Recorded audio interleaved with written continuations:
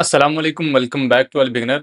ये funny desk के स्टिलर लाइट चैलेंज का दूसरा पार्ट है। पहले पार्ट में हमने रिव्यू किया था, दूसरे पार्ट में हम रूल्स के बारे में डिस्कस कर रहे हैं। जो चीज़ें अलाउ की जाती हैं और जो चीज़ें अलाउ नहीं की जाती, जिन चीज़ों की रिस्ट्रिक्शन लगाई जाती है, वो सारी की सारी हम चीज़ इस वीडियो में डिस्कस करेंगे।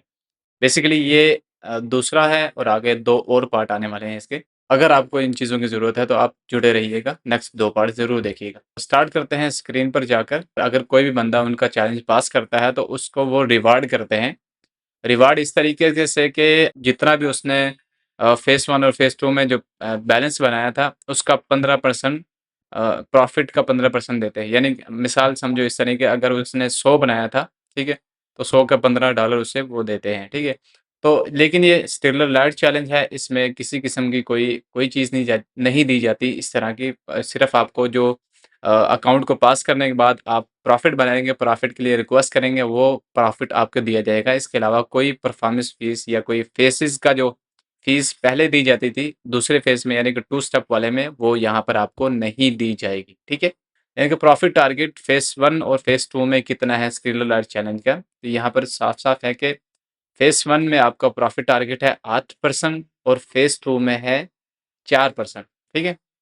8% कितना बनता है? अगर आपने 5,000 का अकाउंट लिया तो आपको जो टारगेट अचीव करना है वो बैलेंस आपने करना है 5,400, ठीक है? और अगर 10,000 का है तो 10,800 और अगर 1,00,000 का अकाउंट बाय किया आपने तो 1,08,000 आपने उसका बैलेंस करना फ़ेज़ 1 का। फ़ेज़ 2 के लिए आपको 4% प्रॉफ़िट बनाना है, 4% आप देख लीजिएगा। 5,000 का 200 बनता है यानी कि 5200 आपने बनाना है फ़ेज़ 2 में। और अगर 1,00,000 का अकाउंट है तो 1,04,000 आपने प्रॉफ़िट बनाना है। इसके बाद आपको नेक्स्ट जो फंडेक्स का अकाउंट होता है, वो आपको फंडेड अकाउंट दिया जाता है। वो funded account basically real money नहीं होती, वो सिमुलेटेड मनी होती है, वो आपको दी जाती है। उस पर जितना भी आप प्रॉफ़िट बनाते हो, वो आपको कैश की सूरत में दी जाती है, ठीक है? अगला रूल है कितने दिन में हम फ़ेज़ 1 और फ़ेज़ 2 जो स्टिल लाइट चैलेंज है, उन्हें पास कर सकते हैं? मिनिमम और मैक्सिमम डेज़ बताइए। मैक्सिमम जो है वो कोई भी नहीं है, आप जितना दिन भी लगा लो, 1 हफ्ते में कर लो, 2 हफ्ते में कर लो, 1 महीने में कर लो, 2 महीने में, 3 महीने में, साल में कर लो, आपका जब भी आप इसको पास कर लोगे अकाउंट को, आपको नेक्स्ट फेज़ मिल जाएगा और नेक्स्ट फेज़ को जैसे ही पास करोगे, आपको फंडेड अकाउंट मिल जाएगा। मिनिमम ट्रेडिंग डेज़ 5 ज़रूर हैं, उसमें जब तक आप 5 दिन ट्रेडिंग नहीं करोगे, ना ही आपको फेज़ 2 का अकाउंट मिलेगा, ना ही आपको फंडेड अकाउंट मिलेगा और ना ही आपको फंडेड अकाउंट पर पे आउट मिलेगा। एक दिन आपने हाफ लॉट ओपन की और आपने 500 बना लिया। अगले दिन आप ऐसे करोगे 0.01 की एक ट्रेड ओपन करो, 2-3 मिनट उसे ओपन रखो और फिर क्लोज़ कर दो। इस तरीके से 5 दिन कंसिस्टेंसी ज़रूरी नहीं है। 1 दिन छोड़ के आप 1 दिन भी कर सकते हो, 2 दिन छोड़ के फिर कर सकते हो, 3 दिन छोड़ के फिर कर सकते हो। हाँ, एक चीज़ ध्यान में रखनी है, जितने भी प्रोफ़र्म हैं, सबका सेम रूल रहता है कि अगर आप 1 महीने में 1 ट्रेड ओपन नहीं करते तो आपका अकाउंट जो है वो सस्पेंड हो जाता है, यानी कि डीएक्टिवेट कर दिया जाता है। ना आपको उसकी फ़ी मिलती है, ना ही आके कुछ भी आप उसमें बारे में नहीं होता, बस वो डीएक्टिवेट कर दिया जाता है और आपके खाते से बिल्कुल ज़ाया हो जाता है। कौन-कौन से रूल्स हैं जो हमने ध्यान में रखना है फंडास स्टिलर लाइट चैलेंज को पास करने के लिए? पहला तो ये है कि आपको मैक्सिमम लॉस लिमिट जो दी जाती है वो हिट नहीं होनी चाहिए। दूसरा डेली लॉस लिमिट जो है वो आपकी वो हिट नहीं होनी चाहिए। तीसरा 5 मिनिमम ट्रेडिंग डेज़ आपने ट्रेड करनी है। जैसे मैंने बताया कि वो वक्फ़े से भी कर सकते हो, कंसिस्टेंसी के साथ भी कर सकते हो और उसका तरीका भी मैंने आपको बताया कि 0.01 एक दिन में प्रॉफ़िट बना लिया तो अगले दिन 0.01 के साथ आप कर सकते हो। ये बेसिकली मैं अपने पास से नहीं बता रहा, ये फंड इंडेक्स खुद कह रहा होता है, ठीक है? कॉपी ट्रेडिंग अलाउ है। कॉपी ट्रेडिंग की 2 सूरत-ए-हाल हैं। एक ये कि अगर आपका फंड इंडेक्स का एक अकाउंट और दूसरा अकाउंट खुद आपके खुद के हैं, ठीक है? आपके ही डैशबोर्ड में है, उन दोनों को आप कॉपी पर लगाकर ट्रेडिंग कर सकते हो। अगर आपने फाइनेक्स के एक आपका अकाउंट है, एक आपके दोस्त का है या किसी और बंदे का, उसको अटैच करके आपने ट्रेडिंग की, तो ना आपका अकाउंट जो है वो फंडेड होगा, ना ही आपके दोस्त का अकाउंट फंडेड होगा, ना ही आपको रिफंड मिलेगा, ठीक है? फंड इंडेक्स एक ही आईपी एड्रेस को इजाज़त देता है कि एक ही आईपी एड्रेस पे आप ट्रेडिंग कर सकते हैं, मल्टीपल आईपी एड्रेसेस पे आप ट्रेडिंग नहीं कर सकते। बेसिकली जिस डिवाइस पर आप खरीद रहे हैं, उसी डिवाइस पर आप अपना अकाउंट लॉगिन करें, अपना डैशबोर्ड लॉगिन करें और वहीं पे आप ट्रेडिंग करें।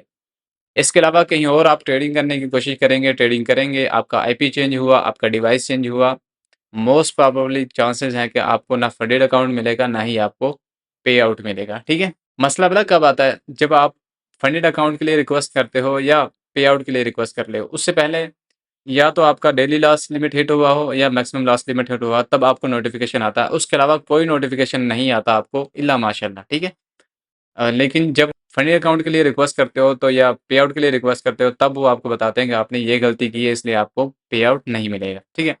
दूसरा, वीपीएस और वीपीएन आप यूज़ कर सकते हो, लेकिन एक सूरत में कि आपने जो एड्रेस है, जो आईपी है, वो एक ही रखनी है, स्पेसिफ़िक एक ही रखनी है, उसके अलावा नहीं चेंज होनी चाहिए। अगर चेंज हुई तो आपका अकाउंट आपके हाथ से चला जाएगा, ठीक है?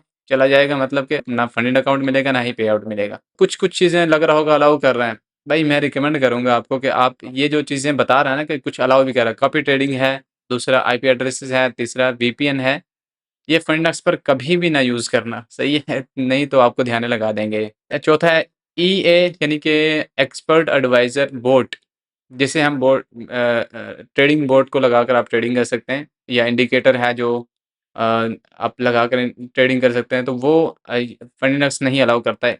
हाँ, एक सूरत में अलाउ करता है, अगर आपने खुद से ही बोट की क जो है कस्टमाइज़ेशन खुद की हो, आपकी खुद की स्ट्रैटेजी हो, किसी से आपने बाय ना किया हो, आपके अलावा कोई और बंदा उसको फंडक्स का अकाउंट पास करने के लिए या फंडक्स का अकाउंट पे आउट लेने के लिए ट्रेड ना कर रहा हो, तब तो आप कर सकते हैं, अदरवाइज़ नहीं कर सकते, ठीक है? और रिस्ट्रिक्शन ट्रेडिंग स्ट्रैटेजीज़, इसका मैं थोड़ा ओवरव्यू आपको दे देता हूँ। वो इस तरीके से कि अगर आप बहुत बड़ी-बड़ी ट्रेड ओपन कर रहे हैं, उसी वक़्त तो आपसे कुछ नहीं कहेंगे, लेकिन जिस वक़्त आप पे आउट लोगे, उस वक़्त ज़रूर आपसे कुछ कहेंगे, ठीक है? न्यूज़ के बगैर ट्रेडिंग कर रहे हो, आप हेजिंग कर रहे हो, आप गैप अप वाली ट्रेड ओपन कर रहे हो, आप हाई रिस्क वाली ट्रेड ओपन कर रहे हो। लोग समझते हैं कि हम स्कैल्पर हैं, स्कैल्पिंग के लिए यूज़ कर रहे हैं। नहीं भई, स्कैल्पर हैं ठीक है, बट एक रिस्क की लिमिट होती है। 1% 2% से ज़्यादा रिस्क ना लेना कभी भी। एक भाई ने मुझे कहा था कि फाइनेंस तो अलाउ करता है कि 5% आप रिस्क ले सकते हो, लेकिन जिस जिस दिन उन्होंने ध्यान लगाया ना आपको, तो फिर आपको वो ना पे आउट देंगे, ना ही फंडेड अकाउंट देंगे। एफटीएमओ भी इस तरह ही कहता था, लेकिन वो बाद में रिस्ट्रिक्शन लगा देता है। रिस्ट्रिक्शन लगा देता है या बाद में कहता है कि आपने 2% एक ट्रेड पर 2% से ज़्यादा रिस्क लिया है, इसलिए आपका अकाउंट सस्पेंड हो जाता है। चाहे 2% से 1 ही 2 सेंट ही ऊपर क्यों ना ले रहे हो, आपका अकाउंट गया, सही है? तो इसलिए ये चीज़ें वो हैं जो आपको ध्यान में रखना बहुत ज़रूरी है। अगर आप इन्हें ध्यान में रखेंगे तो आप एक अच्छा प्रॉफ़िट भी बना पाएँगे, एक अच्छी कंसिस्टेंसी के साथ ट्रेडिंग भी कर पाएँगे और ना आपको परेशानी भी नहीं होगी। उम्मीद है ये सब चीज़ें, ये सब रूल्स आपको समझ आए होंगे। अगर समझ आए हैं तो वेल एंड गुड, आपने लाइक ज़रूर करना है वीडियो को और अच्छा सा कमेंट छोड़ना है। अगर नहीं आए तो फिर भी आपने कमेंट में ज़रूर पूछ लेना है। इस वीडियो को यहीं पे ख़त्म करते हैं। मिलते हैं इंशाल्लाह नेक्स्ट वीडियो में। अपना ख़्याल रखिएगा। ओके, अल्लाह हाफ़िज़।